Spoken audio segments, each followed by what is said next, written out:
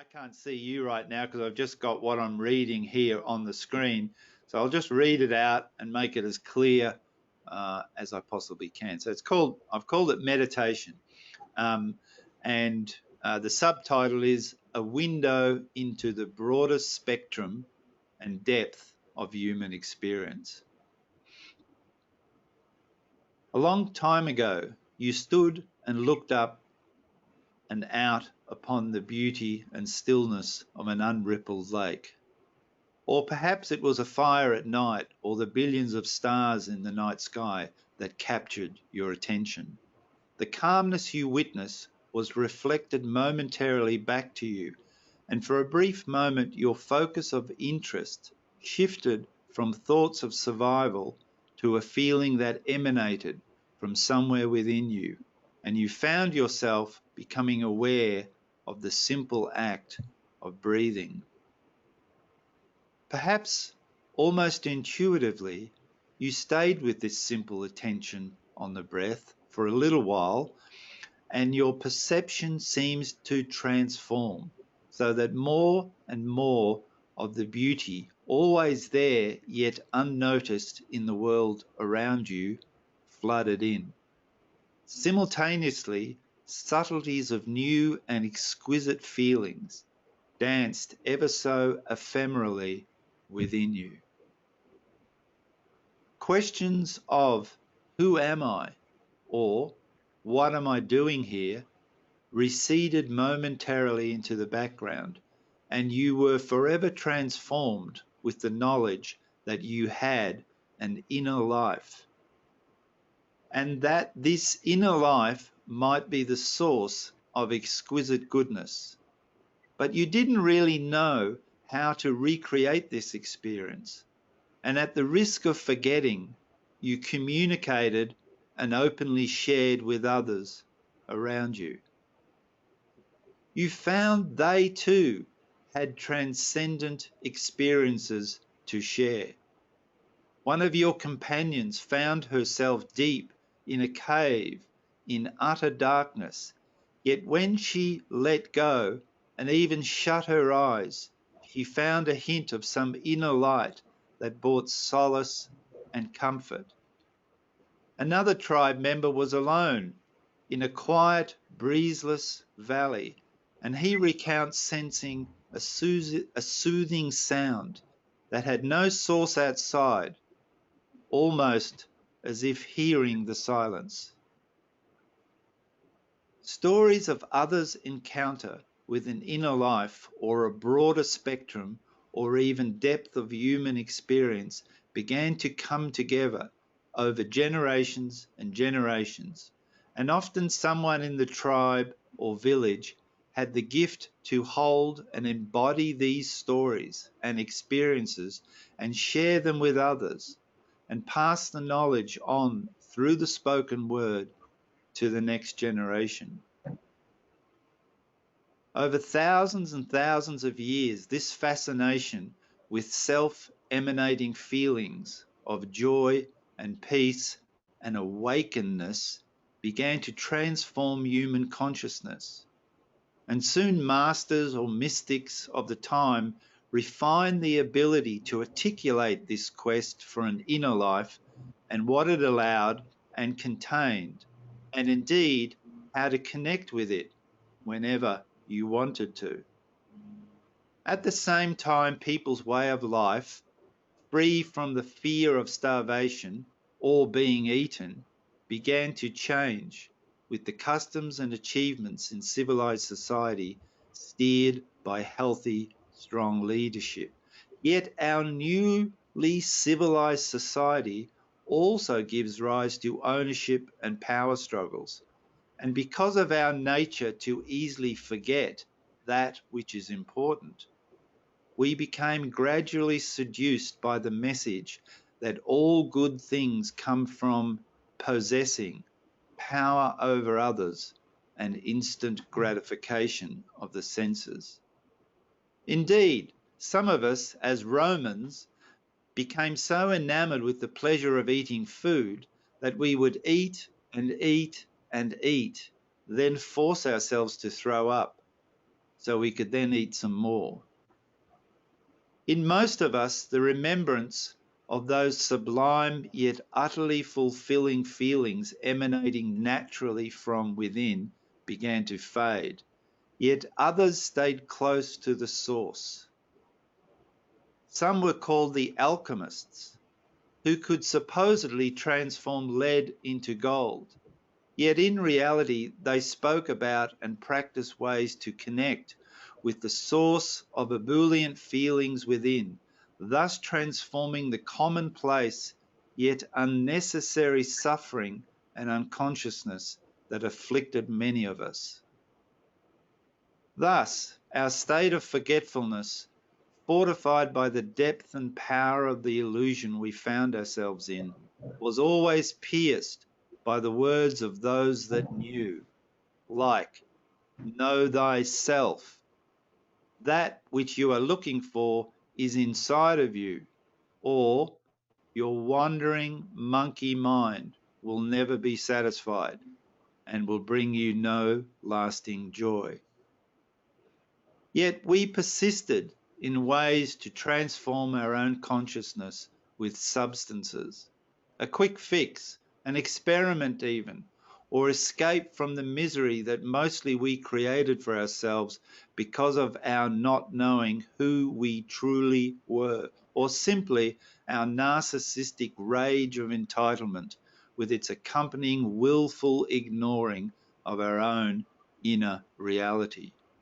Carl Gustav Jung, famous Swiss doctor and psychoanalyst in the early 1900s, said, Spiritus contra spiritum, in a letter in 1961 to Alcohol Anonymous founder Bill Wilson, implying that the spirit in alcohol and drugs is contraindicated for the self-directed quest to fully know thyself, the self with a capital S that encompasses all aspects of the full spectrum of human experience while alive.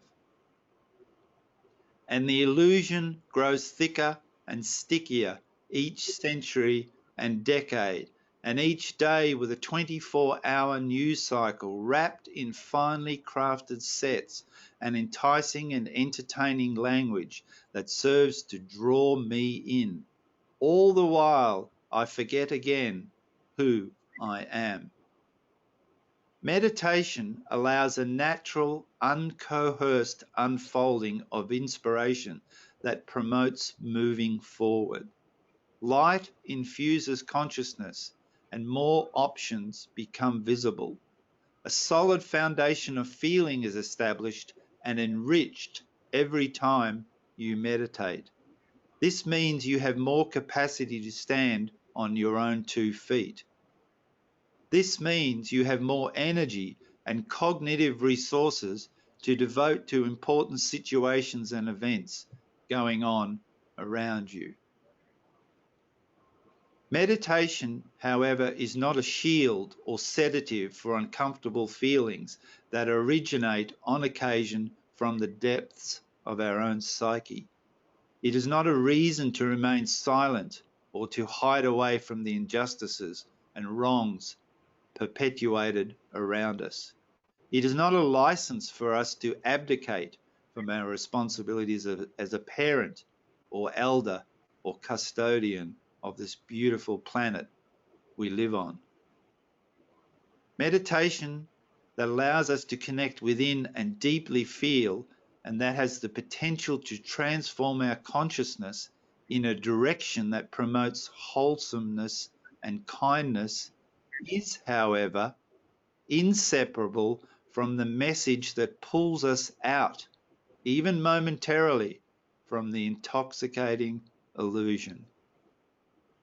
A meditation that helps focus our awareness on something has some usefulness for training our wandering, self-infatuated attention on an object of our choice, be it a candle, a book, our work, or an imagined, idyllic, tranquil scene, or a visualized spinning wheel located somewhere within our physical body.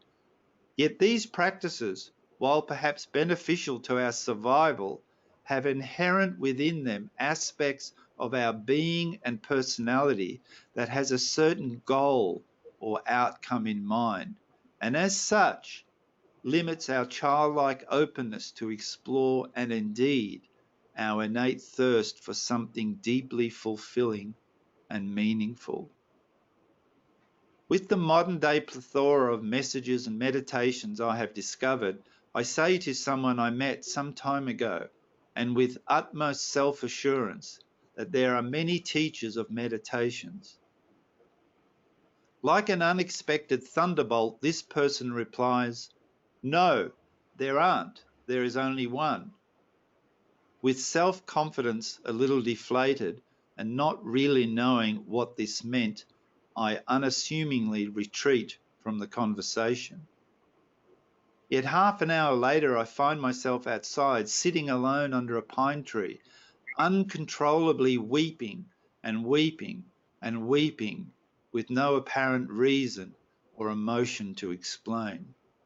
Only much later do I realize that while there are indeed many purveyors of meditation and modern day forms of mindfulness, only one, thank goodness, truly resonates and touches and speaks to my own thirst and desire and quest to be filled with meaning, hope, and joyousness, and free from unnecessary suffering. Indeed, when you first hear this possibility being articulated, and you are armed with a mix of natural emptiness and a thirst unquenched by stuff and intoxicants, you find yourself in a place where listening becomes effortless and enjoyable, and the ever-present background noise between your ears tends to quieten down. Again, like our forefathers and mothers millions of years ago, you start to feel the expanse of the universe within you. This time, however, you find yourself in the company of truth via a message from one who is speaking directly to you, one who understands the powerful lure of the illusion of seeking long-term happiness from things outside, yet one who doesn't advocate abstinence, austerity, or moral superiority, because in reality they are touched by the source of goodness within themselves too. The wisdom and words heard align and speak of what has been vaguely articulating within you for millennia. Real meditation, intertwined with a message that disarms the power of the illusion, brings immediate gratification, staying power, and long-term fulfillment. That's by Hartmut Michael Gunther, who has drawn upon the wisdom, perseverance, and knowledge of living master storyteller Prem Rawat. I thought that was beautiful. I could assume that with a lot of it. Actually, I thought the last part where you were talking about various meditations that are available, and I noticed there are thousands. Yeah. But I have noticed I prefer, yeah, occasionally I find myself just wanting to hear the sound of waves or just the sounds of nature. I don't want to hear someone talking. I don't want to be following a guided meditation. I often find it irritating. Like it's not like it's just not the same as listening to nature, for example. Because then it's just me and the sounds, if you know what I mean. I know exactly what you mean. Yeah. So, I mean, when I do guided meditations, it's usually only to do with the chakras, and anything else is more to do with, I prefer the sounds of nature. I mean, I know there's even music I find a bit distracting to some extent. The sounds of nature, it just seems to have a different feel about it. I can't explain it. Oh, it's that's why I wrote that first couple of pages when I was reading it out about the experience that we have when we connect with nature. And Yeah. in many ways, my sense, my feeling is that those profound experiences that we have from being in nature or hearing or seeing or feeling the aspects and sensing the aspects of nature can sometimes act as a mirror. So, you know, I remember many years ago, long before I even was taught this meditation, I had an unusual experience, and it was a very simple experience. I don't know if I've told you, but I was eating a pear one day. And have I told you this? I think No. so. I think maybe I remember something about a pear story, but continue because I want to hear it again. It's a good story, so it's worth repeating. Yeah. So in my 20s, I was, living in this sort of pretty rough household, and one day I was eating this pear, and I was interested at that time in forms of consciousness, and being in the 70s, alternate consciousness, all sorts of things.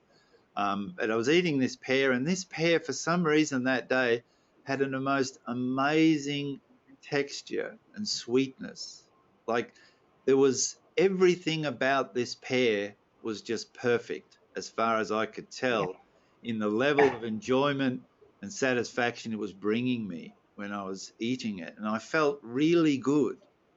But the epiphany that hit me was that, well, hang on, this incredibly beautiful feeling I'm feeling inside of me, is this actually coming from the pear? I asked myself that, very naively and humbly. But but what actually happened was I realized that, well, hang on, that's not possible. How can I be absorbing this experience per se from a pear? How is that possible? So what I realized in that moment was that what I was feeling was actually coming from within me.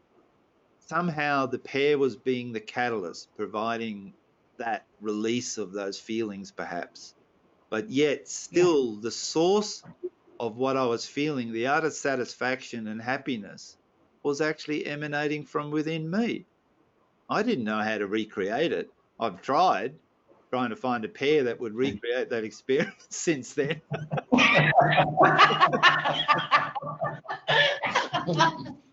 Oh, I can assimilate. I can so assimilate. It just it didn't happen. So obviously that was in some ways instrumental, and I'm using that example, Anne, because it's like, Yeah. incredible things can stimulate amazing things on the outside, like that feeling that you can get from nature and all those things. So, but I guess that was the start of a quest to in my search or quest or curiosity that, well, is there some way of tapping into this apparent boundless goodness and good feeling inside of myself? That's what I wanted to know. And it took many Yeah. years, of course, for me to eventually find something. And that's what I try to articulate the best that I could in what I just read out to you. So some of it was obviously I don't remember being around 200 or 20 million years ago, but I have a reasonably good imagination, so I could imagine that our forefathers would have been similar and like that, and the experiences that they had are the experiences that I'm still having today. And so I intertwined some of that with my actual own experiences there. And of course, some of the teachings that I've absorbed over the decades from Prem Rawat. And that's why I acknowledged him there in that thing I wrote. So, so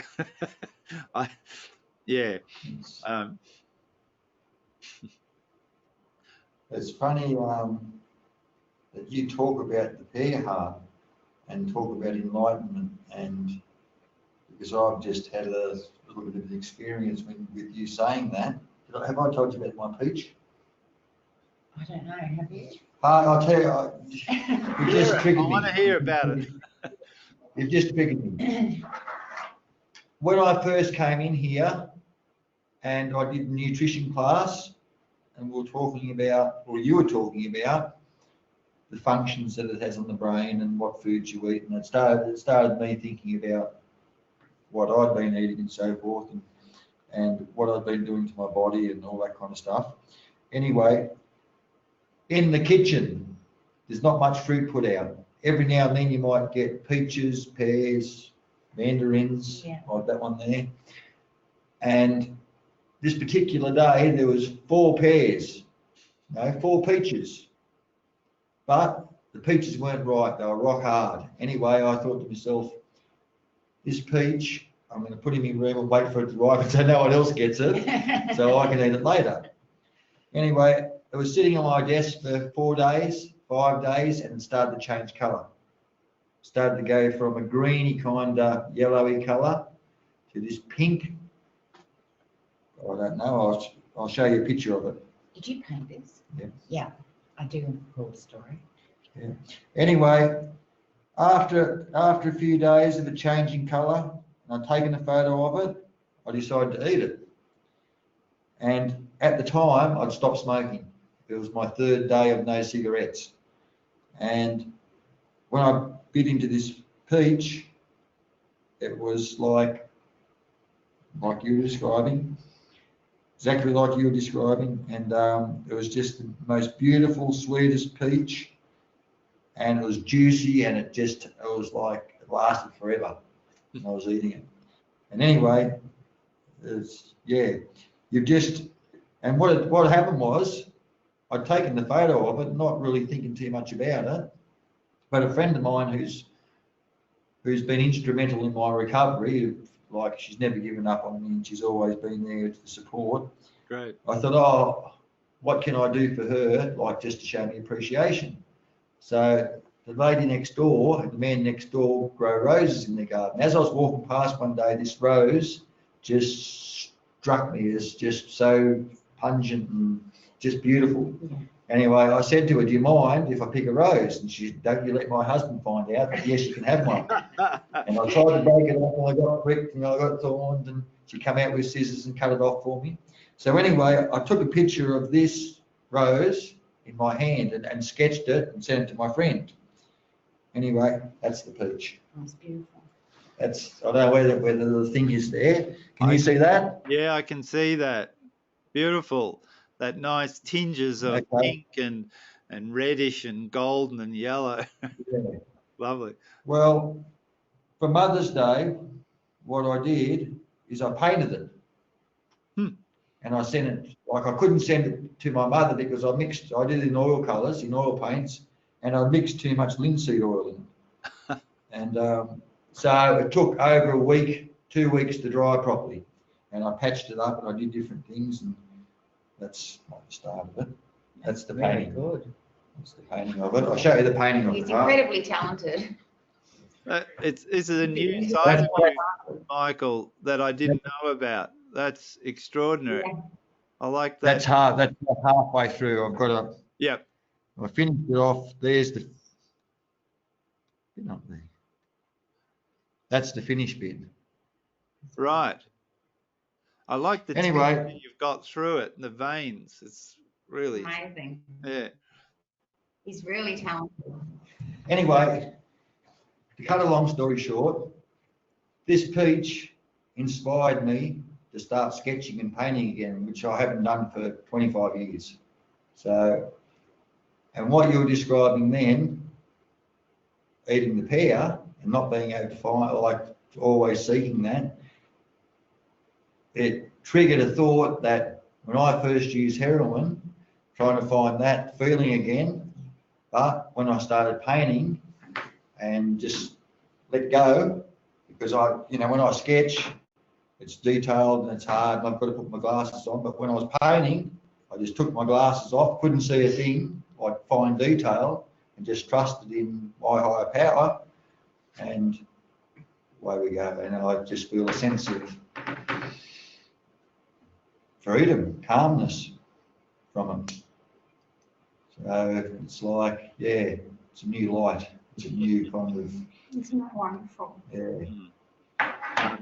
Sometimes we don't know I where love these help is films. coming from.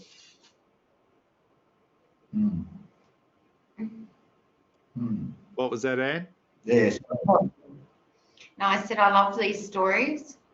Mm. I'm emotional. I'm emotional too.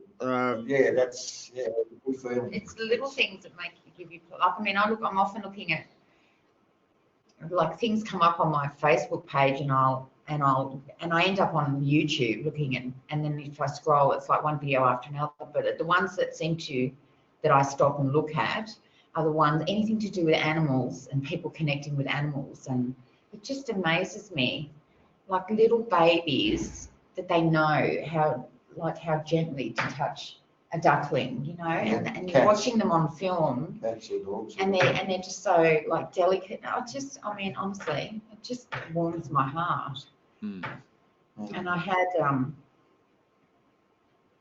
I don't know why this before I came in here, and I was quite engrossed in a family that that wasn't doing so well, but I got rather attached to a baby in the family. It was not my baby, it was my ex-partner's grandchild. And anyway, I lived with him for 10 months, and I mean, I just fell in love with this child, and I've never had this happen with another child that isn't mine. I've never felt that strong a connection with a child that wasn't mine. And anyway, when he left, and because father left and took the children, it was like 4 or 5 weeks later that I went to visit the children, at the new house, and I was sitting, and they weren't allowed past the top stairs of the front veranda, so the two younger ones were on the front veranda, but the little baby was now walking, and I just sat on the top step, and I honestly thought that he'd forgotten me, that he'd probably forgotten me because it'd been 5 weeks, and that's a lifetime for a little baby. But he suddenly turned and he came walking up to me. You know how they waddle when they first start walking? That was so cute. And he just looked at me, and he just, without touching me, he just put his nose to my nose. And I've never forgotten it. And it was just the most beautiful moment I've ever experienced with a child, including my own children. I've never felt that connected to a child in my life. But I just felt like really at that moment we were one. It was just the most beautiful feeling. The stories that we're all sharing are all connected. They're all they all have a similar thread, in the sense, if you don't mind me saying so, that they're reflecting a very wholesome, deep part of ourselves, and exactly in what you just said, that feeling that you said you haven't really felt before when that child's nose touched your nose. It's like, please also never forget that feeling is coming from within you. So it doesn't have to be a once in a lifetime experience. No, I know. So let's stay perhaps like that child. There's a saying, keep your heart of a child, even though we have to function and be aware of all the things that are going on in this world and how to reassemble a motorbike and do all sorts of things. We still have constant a heart of a child. I love heart because. It's really just beginning. If you're alive and you're moving away from all the things that aren't good for you, that's a good thing. And then and today's theme obviously is a meditation. So obviously if you get good at that and apply that and find out eventually the form of meditation that is most suited for you and is sustainable and will see you through for the rest of your life, that's fantastic. Because any other stories from you guys? Oh, yes, there is. Like this has just triggered so much stuff for me. just not using triggers. But No. you didn't hear me last night when I was struggling Yeah. to get a part into the bike and it wasn't working. Yeah. I wasn't at any peace then. There was some language coming out of my mouth that if anyone was walking past, they would have been offended. Yeah. No, That's it's funny. Go on. Yeah. It's funny, Anne was saying that about the baby. When my son was born, I washed him and cut the umbilical cord and that, and I remember him opening his eyes and looking up at me. But when I used to feed him, when I was giving him a bottle and that, I've got bushy eyebrows, and he used to reach up and go like that and play with my eyebrows as I was giving him the bottle, and he always went and reach up, and sometimes, you know, I'd be upset, not upset, but just, you know, enough's enough, and he's touching the eyebrows, so I'd move his hand away and he'd look at me and he'd try and do it again. Anyway, I got this pup. It's a Staffy pup. It's got it's American and English Staffy. Got him when he was about 2.5, 3 weeks old. And my partner at the time and I were in bed with this pup. Got up in the morning. He used to jump up on the bed and run around and that. Anyway, she was wiping or touching my forehead, just gently. And Rex was in between us, sitting up there. And as a pup, he'd jump up on the bed and he'd put his paw up and touch my forehead, gently as, and the most gentle touch. Yeah. And there was just, he'd obviously seen that happen and was replicating, and it was just so funny. A dog's paw, you know, just gently touching my forehead. It was just so cute. It reminded me, that triggered memories of Ollie. Yeah. Because I didn't have like Ollie with me at that time. And yeah, so it was, I like your reconnecting with your gift and ability to paint, Michael.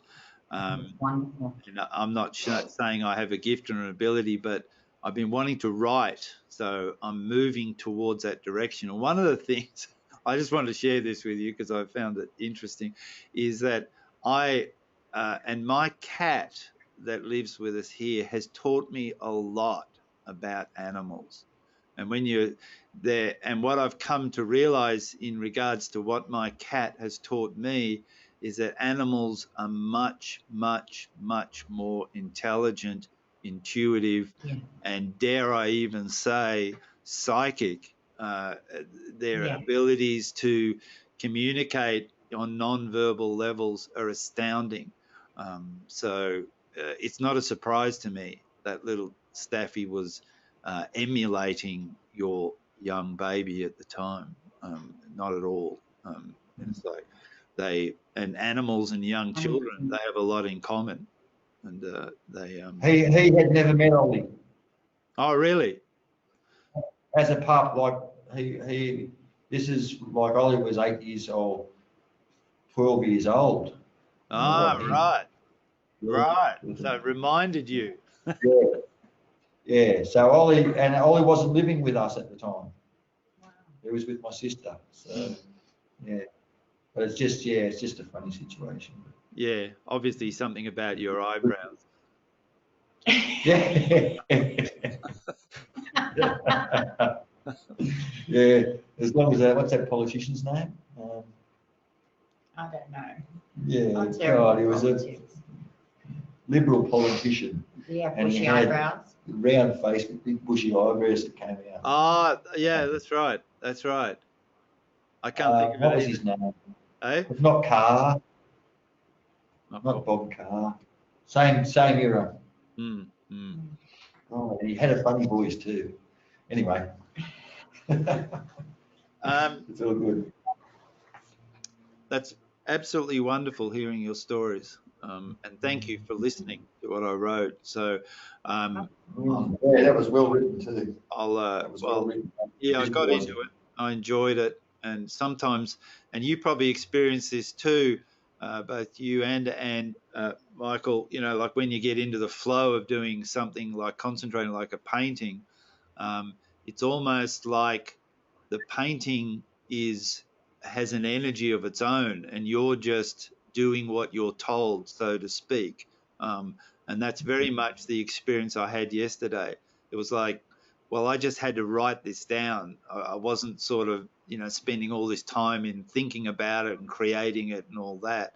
It was just almost like, after a while, as soon as I put the pen to paper, literally, it just started to happen. And of course, I had to go back and edit it and make some changes and make it clearer. But it's an interesting thing that.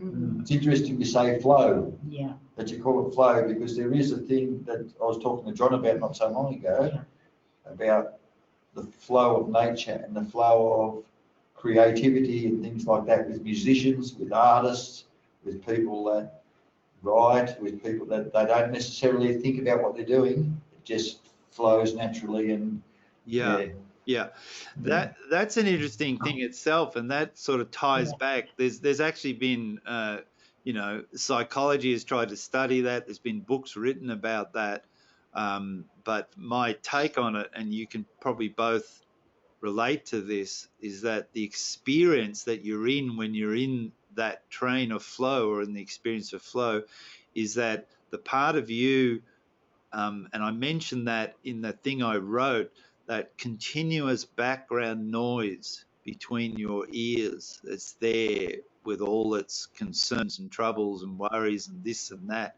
tends to go also, when you're in a state of flow, recede somewhat into the background, and you become present, literally, in the moment with what you're doing. That's very, very, very similar to what happens when we finally get into the stream of meditation. I was going to say that whole idea of flow, because they talk a little bit about it when they're talking about the law of attraction, and how if you just, like, without expectation, just trust that if you put one foot in front of the other, because opportunities come, and it's what you do with the opportunities. If you just step into them, then and things are just flowing, so that everything's just happening, one thing after another, to get you to where it is you want to get to. People talk about that flow thing all the time and how easy it is, and I think it's got to do with letting go of resistance and just allowing. And so, and we never know. That's why I invented that word. I came up with that word, serendipity. You don't know. All you have to do is be healthy and awake and ready. That's not necessarily a little or it's simple. It's a simple thing, but not an easy thing to do. So, because we tend to complicate everything. So what shall we do next week in the mindfulness class? Any suggestions? I think we should listen to Prem Rao. Okay, let's do that. Okay.